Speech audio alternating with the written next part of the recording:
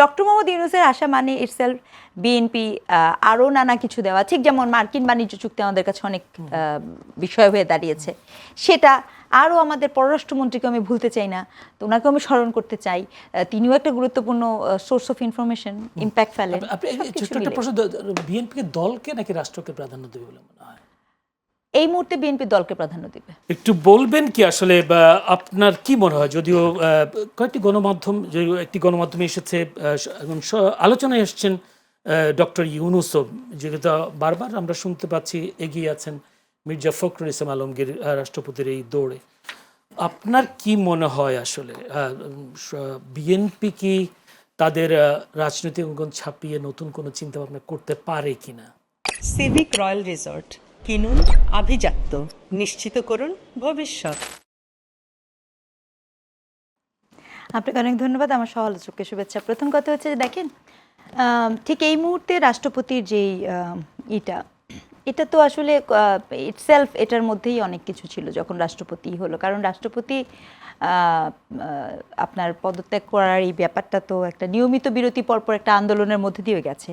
কিন্তু ফ্যাক্ট হচ্ছে ঠিক এই মুহূর্তে বিএনপি কি আসপেক্টে দুটো বিষয়, রাষ্ট্রপতির পদত্যাগটা এখন কেন হলো, এই প্রশ্নটার সাথে আপনার পরবর্তী প্রশ্নগুলো আসলে কানেক্টেড। ঠিক আছে, কেন হলো আপনি কোনো আপনার কাছে কোনো তথ্য আছে কিনা? আমার কাছে কেমনে তথ্য থাকবে, আমি একটা সাধারণ মানুষ, ফুয়াদ ভাইয়ের কাছে থাকতে পারে, সো অসাধারণ মানুষদের কাছে থাকে, সাধারণ মানুষের কাছে হচ্ছে তথ্যটা হচ্ছে যে যখন রাষ্ট্রপতির পদত্যাগ কেন করা হলো সেটা থেকে একটা অ্যানালাইসিস আসতে পারে, যে আপনি জানেন যে আমাদের তত্ত্বাবধায়ক সরকারের একটা বিলটা পাস হয়েছে, সো অন দ্যাট নোট কিন্তু তত্ত্বাবধায়ক সরকার খুব গুরুত্বপূর্ণ, রাষ্ট্রপতির কিছু ক্ষমতা কিন্তু আপনার পাচ্ছে সেখানে।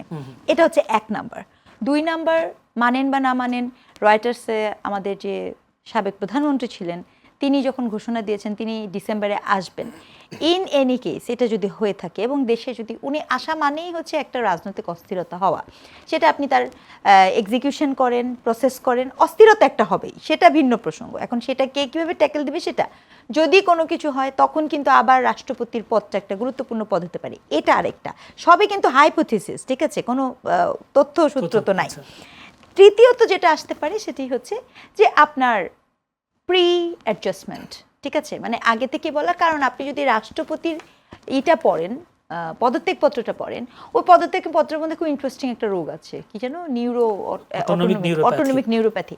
আমার কথা হচ্ছে একটা মানুষের কিডনি নষ্ট, হার্টের সমস্যা, এটাই তো এনাফ। আপনি এটা বলার মধ্যে দিয়ে কি কনফার্ম করেছেন জানেন? কনফার্ম করেছেন আমাকে ভাই বিদেশে যেতে দিতে হবে। সো এইখানে 3টা ব্যাপার আমি আপনাকে বললাম, একটা হতে পারে প্রি অ্যাডজাস্টেড সেটেলমেন্ট, তো সেই জায়গাটা এটা হচ্ছে রাষ্ট্রপতি কন্ডিশন। নতুন রাষ্ট্রপতির ক্ষেত্রে কিন্তু আপনি যে প্রশ্ন করেছেন সেখানে এই একইভাবে 2-3টা জিনিস খুব গুরুত্বপূর্ণ।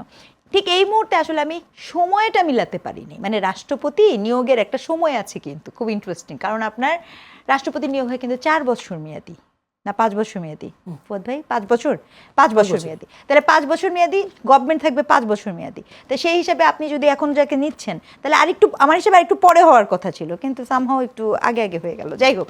তো এখন আপনি যখন এইটাকে দিয়ে দিয়েছেন তার মানে হচ্ছে এখন যদি হিসাব হচ্ছে 3টা, যদি এটা বিএনপি গভর্নমেন্ট তার গভর্নমেন্টের দিকে দেখে তাহলে তার ডেফিনেটলি সে চয়েস করবে তার পলিটিক্যাল লোকজনকে, ডেফিনেটলি চোখ বন্ধ করে, কেমন, যদিও কেন মনে হয় তার লোককে, তাদের শীর্ষ নেতাকে পছন্দ করবে কেন?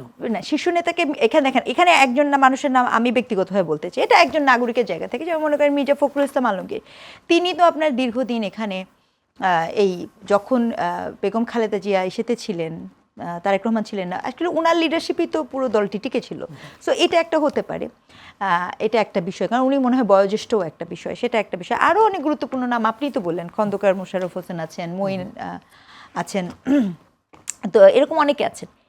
কিন্তু যদি এখানে ডক্টর মোহাম্মদ ইউনূস আসে তাহলে কিন্তু আবার আরেকটা গল্প, যদি এখানে ডক্টর মোহাম্মদ ইউনূসের নামটা আসে তাহলে কিন্তু দারুণ মজা হবে, বুঝছেন, কারণ মজাটা হচ্ছে তাহলে এখানে কি ব্যাপারটা এরকম ছিল, যেই আমরা ওই যে কি ক্যাবিনেট যেন, কিচেন ক্যাবিনেট, তারপরে হচ্ছে আরও কত সেফটি নেট, তাহলে কি ব্যাপারটা প্রি অ্যাডজাস্টমেন্ট ছিল, যে আমি যদি ওখানে যাই তাহলে কিন্তু তুমি এটা পাবা, মানে জনগণের মনে তো অনেক প্রশ্ন আসতে পারে ভাই, বুঝছেন। তো আমার কথা হচ্ছে নির্ভর করবে আসলে উদ্দেশ্যটা কি। কারণ আমি ব্যক্তিগতভাবে মনে করি ডক্টর মোহাম্মদ ইউনূসের আসা মানে ইটসেলফ বিএনপি আরও নানা কিছু দেওয়া, ঠিক যেমন মার্কিন বাণিজ্য চুক্তি আমাদের কাছে অনেক বিষয় হয়ে দাঁড়িয়েছে, সেটা আরও আমাদের পররাষ্ট্রমন্ত্রীকে আমি ভুলতে চাই না, তো ওনাকেও আমি স্মরণ করতে চাই, তিনিও একটা গুরুত্বপূর্ণ সোর্স অফ ইনফরমেশন, ইম্প্যাক্ট ফেলেন। আপনি ছোট্ট একটা প্রশ্ন, বিএনপিকে দলকে নাকি রাষ্ট্রকে প্রাধান্য দেবে বলে মনে হয়? এই মুহূর্তে বিএনপি দলকে প্রাধান্য দিবে।